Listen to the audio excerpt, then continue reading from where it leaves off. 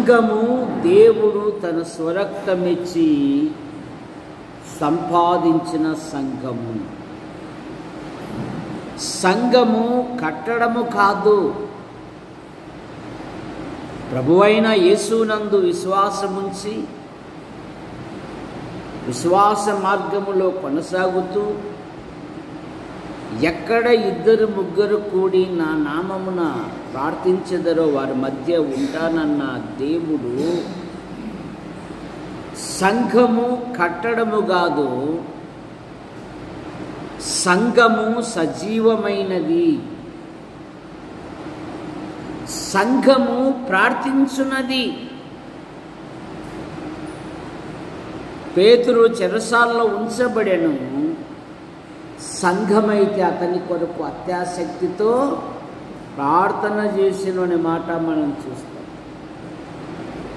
సంఘము సువార్త ప్రకటించున్నది. మొదటి తెస్సలోనికల 1వ అధ్యాయం 8వ వచనములో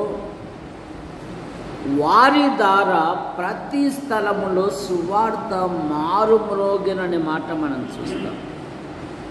పౌలు గారు కూడా అన్నారు కదా, నా వలనైనంత మట్టుకు రోమాలోని మీకు సువార్తను ప్రకటించుటకు సిద్ధముగా ఉన్నాను అన్నారు. సంఘము విచ్చలివిడిగా తిరిగేది కాదు, విచ్చలివిడిగా ప్రవర్తించేది కూడా కాదు. సంఘము క్రమముగా నడుచుకునేది. సంఘము జీవము కలిగినది. సంఘము సత్యమునకు స్తంభమును. సంఘము ప్రభు కొరకు ఎదురు చూచున్నది.